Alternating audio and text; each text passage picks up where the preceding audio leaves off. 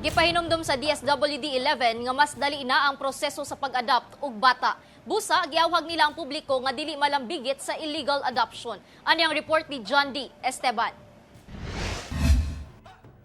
Sukad Enero hangtod Oktubre ning tuiga, adunay 55 ka-adoption cases ang Davao Region. Sumala sa Department of Social Welfare and Development o DSWD-11. Sa maong ihap, 23 ang aprobado na.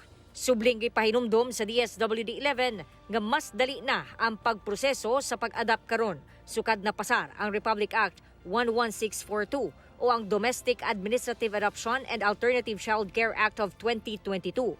Dili sama kaniadto nga mulungtad pa og pipila ka tuig una maaprubahan.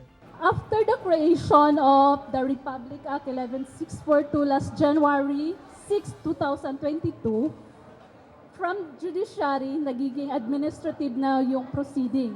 So for now, ang isa sa mga objective talaga is to simplify the process of adoption.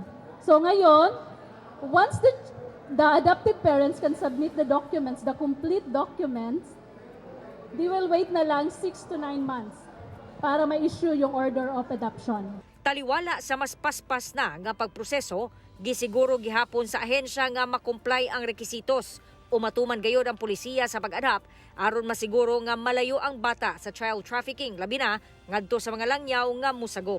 Foreign nationals, they can apply for domestic administrative adoption if cleared na sila ng kanilang country.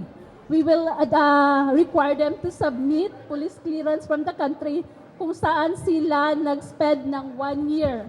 For domestic adoption, they need to stay sa Pilipinas ng 5 years, at least 5 years as their habitual residence.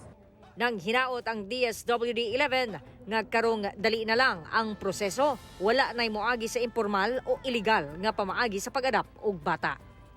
Kauban, si Jojo Solarte sa kamera, ako si John D. Esteban para sa At Home with GMA Regional TV.